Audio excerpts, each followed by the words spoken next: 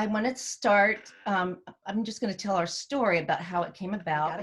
I got a call from one of our judges in Wisconsin, Kay Ferguson. She's like, Robin, can't we do something? It was right after, the minute Congress was canceled. She was on the phone to me. Can we do something? Can we do something, like on virtually? And I was like, oh, I don't know if I could do that because I'd never done it before. So we were very nervous about that, but she was very encouraging and we talked it out. And then I kind of ran it by my SJDs. Would you guys be willing to help support this? And they said yes. And then I called up my cohort Rabinski and said, Robin, this is the idea we have. We want to do this symposium. We want to do it for all the judges of Region 4, and we want to do it for free. And Robin was like, well, yeah, that's our mission, education. That's perfect. So we just presented it as a gift to our judges. And that was our whole intention from the beginning. We did multiple practices. We wanted our clinicians agreed to do the clinic for peanuts, and we had wonderful clinicians. We had Robin and Linda Thorberg and Tom Cole and Megan Robinson, Bankel, Wendy Weiss, and Judy Schock, who actually fell down the stairs, broke her right arm, and got a concussion like right in the middle of this training. But she came through like a champ. And so we started practicing. I'm not going to tell you the technical because all the articles are on Zoom. You go on Zoom, they got 1,000 webinars that can tell you exactly how to set it up, but you do need to practice. And we had practices every Saturday for at least 5 weeks, and then individual sessions. A clinician would be working on something and come back and say, can I run this by you and see how this works? And so what I had was a team. This is the most important part. So when I put it out to the SJDs, we're in the middle of an election. And once the election was over, some of the new SJDs really stepped up to the challenge. So I want to acknowledge Bree Dumbacher, Bree Spencer, Lindsay Hamilton, Christy Urbasti, and Sarah Weiniger. Weininger. I have a friend with the name Weiniger, sorry. They all just supported it, put in lots of hours, and we were a team. How much did it cost? So I got a year of Zoom for $150. For a couple of months, I had a webinar for 100 people. That's when we were practicing. That was $40. And then I upped it to a 500 webinar. So that was an additional $150.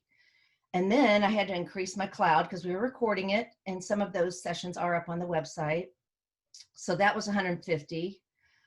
Oh, that was $40. And then I had to get a sanction. That was $140. So it was less than $600 probably, not including clinicians. So it is an affordable way to do it. And it was a good way, I thought, to spend my funds that I'm not spending in Seattle. Okay, so that's what I wanted to tell you, the amount and the story. And it's a great way to develop a team. And I got to know my new SJDs really well. And they stepped up and became leaders. And, they got their face all across the region. The other thing is I got strongly encouraged, let's invite the coaches from Region 4. They can come for $50 because we were using the judges' money for the judges. So when we were doing this thing, we were all co-hosts, and we had one person who was the moderator who actually introduced the clinician and spoke. So we were all helping each other behind the scenes. So it was really a good bonding and wonderful experience. Robin. For the clinicians, what did they find the best way to present the moving videos in terms of sharing? Do you know if they went through, did they put it onto YouTube? Did they go right from PowerPoint? Did they, JPEG it into an iMovie? I know Tom said one of his things he did right from a PowerPoint, but. He did. It was interesting because some of the videos were not very able to see. But some of them had to go in slow motion. You could see what they were doing in slow motion, but if it was fast, it was just like real pixelated and jerky. Yep. Tom's videos went well, and Robin Ruig's videos looked good. Ours seems to be the most forgiving. Well, Judy did hers fast motion and slow motion, but it turned out pretty good, I think. No, I think it's the most forgiving. I think it's not to. Okay. Yeah. Thank you. This is Bree Dumbacher. Just to add a note to that, I wasn't involved in all of it, but I know for the most part, when it was in the PowerPoint, it didn't go as well. So pulling it out of the PowerPoint and switching to it worked better. And then there was also a setting in Zoom to optimize your video, and that made a huge difference. Yeah. And sometimes the presenters had to remember to do that each time, so it was a little bit clunky. But And Bree was behind the scenes saying, you need to optimize your video. Those. You can have polls on meetings. So some of the clinicians put, but you can also have question and answer on a webinar. So we use question and answer. That's why we did a webinar, because you could always have a record of those questions and what's been answered. And we did use polls in our meeting, in our webinar for some of the clinicians. They would ask, like on the good, better, best bar releases, Judy had like, you know, you have to rate these, which one's the good and the better and the best. And then we had multiple choice that they could choose which order. And it was anonymous, so nobody got called out for not knowing which was the best one. So remember, Robin, that Tom used the whiteboard? yes, then Tom used on the fly. That was hilarious. It was. It was really, he was describing, and this vault lectures on our website, and Robin's cast lecture, and Judy's bar release lecture, and Wendy Weiss did stress and anxiety, test stress, and really good presentations. I think, are those all the ones that are up there, Brenda?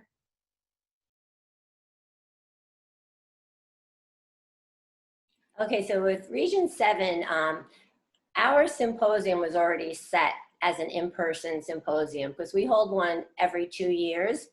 And so when the pandemic hit, it was either, okay, do we go through with it virtually or do we cancel it? And Brant Lutzka is our symposium director, and he's really good with technology. So obviously it was his idea, not mine. Like, as you can see, I can't even show my screen, which is a good example to show you that anyone could do a webinar if I could do one. Okay, so anyway, so we had Myra Elfenbein and we had Linda Thorberg. So we asked them, and they said that yes, that they would do it. And so then we figured once we were going virtual, then we would like reach out to some of the other RJDs, and if they weren't having a symposium, you know, we welcome them to come to ours, because a lot of people were still looking for their CPE credits, and also for the symposium to count towards their national and brevet clinics, courses rather. Okay, so anyway, so Brant investigated different platforms, and he found that for a large group, because we wound up getting like almost 600 people once we opened it up, and he found that GoToWebinar was one of the best ones, like choices for us. Okay, so reason why we went for GoToWebinar. Okay, training videos were available. So we had a call, an online call with 2 of the representatives, and they kind of walked us through some things, and then they actually gave us some websites that we could go to. And then there was live training available. So I took a basic course, and then there was an advanced course. So I took those, and you know, there were questions and answers for that. There was free technical support if we needed it. And any of you who participated knew that we definitely needed that, because what had happened was we originally had only anticipated like 500 people. And when we wound up with more, Brant had contacted the representative to tell them that, you know, we needed to expand the platform. And we thought that that was done. And all of a sudden, as we're sitting there, as people are coming on, all of a sudden we're getting these notices that people can't get in. So, and we actually hired a tech person from Brant's school, because we were afraid with so many people, if they couldn't get through the webinar, we wanted to give them like another option. So he actually got on the phone with GoToWebinar, and they set up a whole different webinar for us. So everyone had to like leave that one and come on to the next one.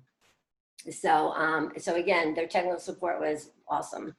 And then the pricing per participant was better. They had a very high reliability rate. Brant said that setting up the webinar only took them like a minute. And it offered a large number of presenters and organizers that can control the events. So actually all 4 of us were organizers, so that we could take over for anyone else's screen, you know, besides our own. They auto sent reminders about the event. And the webinar was recorded and emailed to all participants. Again, we had a little snag there because our webinar was actually in 2 parts. So the first one went out fine. But then the second one, we had to go into them, we had to get copies of it, and then we sent it out. But again, that wasn't the fault of GoToWebinar. That was like a human error that our platform was never extended past 500. The questions and answers were recorded, and it was good because there were so many people that we couldn't keep up with the questions. So this way we got them afterwards, and we could go through the questions, and if we needed to get answers, then we could do so, and then we emailed that out. And then a certificate was automatically emailed upon completion. And again, some got it, some didn't, because of when they actually got into the webinar. Okay, so helpful hints. Okay, as Robin said, and as Cookie said, practice. Okay, so you want to practice. We practice every day for weeks because you want to feel comfortable with the program. You want to know how to make smooth transitions, and just to be comfortable with it, because none of us had ever done it before. So the more we did it, the more we were comfortable. And we also found that something that we felt we did the day before all of a sudden didn't work the next day. So we had things that we had to like figure out.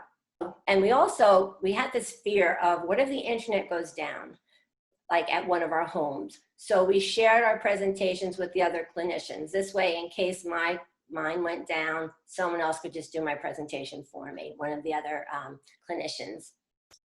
Yeah, and then also, as Cookie said, have an audience during your practice sessions, because we found out that things looked fine to us. And when we had someone else there, they're like, we can't hear it, or especially with the videos. I just said before, we had trouble with the videos. So the first time we just had one person, and then the next time we had two people. Actually, Linda Ostro was one of the people who sat in for us for one of our practices. And this way, she could say that, okay, it was choppy or whatever. And as you said, the videos we did have a hard time with. We found that the PowerPoints were fine. And also they work best in slow motion. But now also GoToWebinar has this feature that you can turn your presentation into either an MP4 or a YouTube video, and then you would upload it to the platform before the presentation begins. And then also the polls you can upload before that begins. So we had them on the first webinar, but when we went to the second one, we were just in such a frenzy, we forgot to upload them. But again, trial and error. And then also too, we could see how questions and answers work. We could practice having them raise their hands, what that looked like, and how our polls worked. Okay, and then again, just remember that you have virtually no control over technology or the internet. Whatever is gonna happen is gonna happen, and you just kind of hope for the best. Like with ours, we were just saying this could either be like a major success or an epic fail. And we had a little bit of both actually, but thank goodness at the end, it turned out okay. Okay, so benefits of a virtual clinic. Okay, it saves money in travel, hotels, meals for the attendees. And as the organizers, you don't have the costs of the clinicians, again, their airfare, meals, things like that. So you can pass the savings on to your participants. Okay, it saves time because there's no travel involved. You don't have to worry about parking, getting to the site early to get like a good seat. You just like go to your living room and just turn it on, and there you are. It can reach more members. So people who don't have the opportunity to go to like a regional or a national event, we're able to do so. Because we have like one small state in our region that some of them had never gone to a regional event. And their SJD was able to pay for all of them to attend the symposium. So that was a really good perk for them. Also, it's more relaxing, more comfortable. Some of the comments that we got were, it was nice not to be sitting in a freezing convention room. Someone said you could get up and stretch. Another friend said that she was having, like her back was bothering her. So she just sat on her physio ball and watched it as it was going on. So we did get a lot of really good comments that they loved having it like right in their home with them. Also, the other thing that they said is that they felt that they really got a lot more out of it because there weren't distractions. There weren't people who were talking while you were trying to listen, no heads in your way, people asking excessive questions. Because what was good is that we had the question and answer feature. And then this way they could just put their questions right in there and we didn't have to interrupt the clinicians. So, so that's basically, as I said, the reasons why we went with them.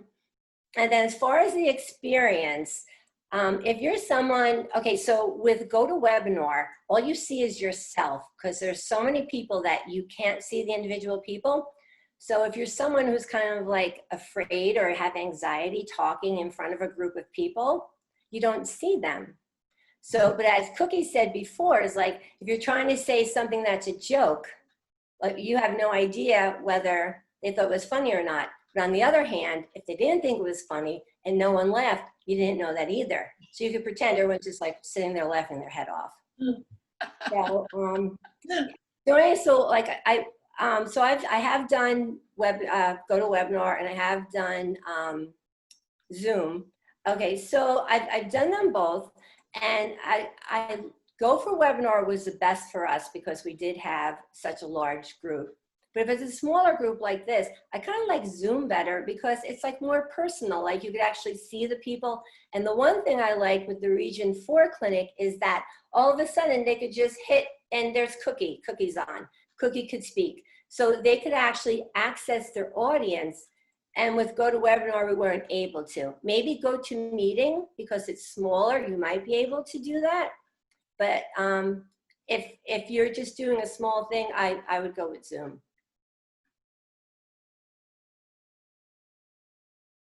Okay, well, Brand actually did the registration. So what he did is he had people send it to him in like different ways. Like some people emailed, some people texted. And then what we did is we copy and pasted onto like a spreadsheet. So we had everyone's name. And then they sent the checks to him and then he sent them to me.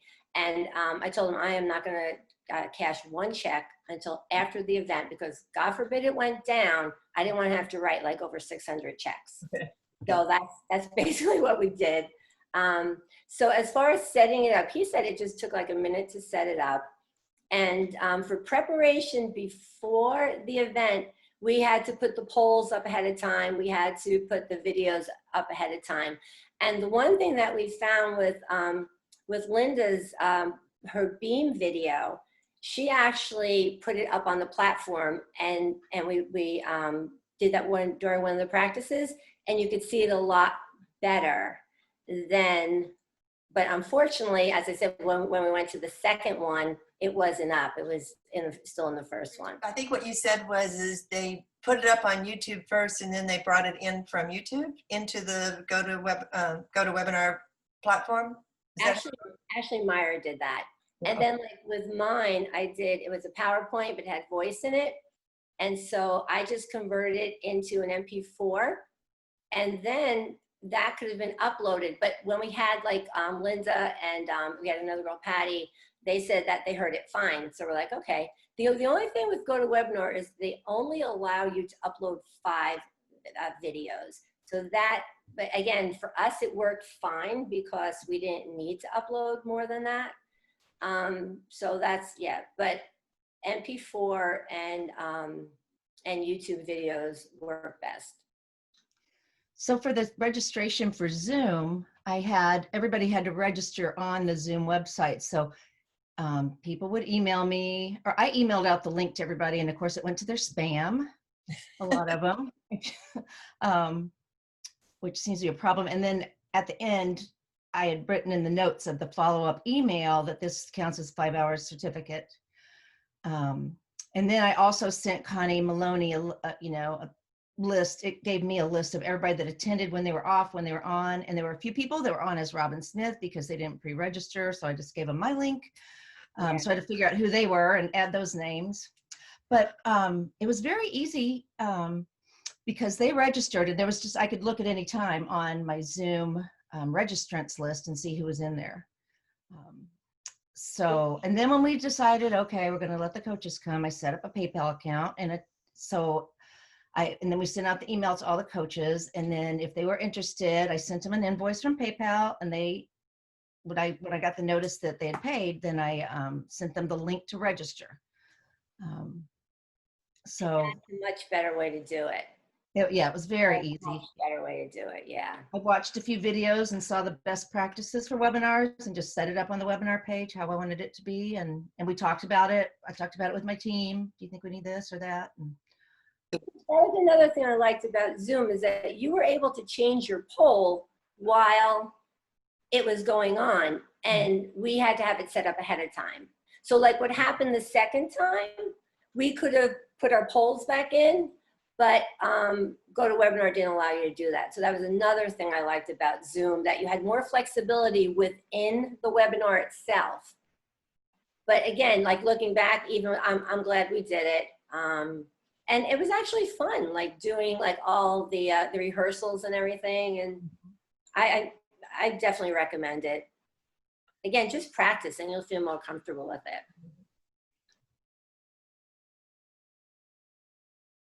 And with breaks, and a lot of people enjoyed the breaks. Some people were like, really would like to get out of there sooner, but the majority were like, you know, your brain gets really tired when you're learning on Zoom, and that having a little break, being able to go to the bathroom, let the dog out, that kind of stuff was really helpful.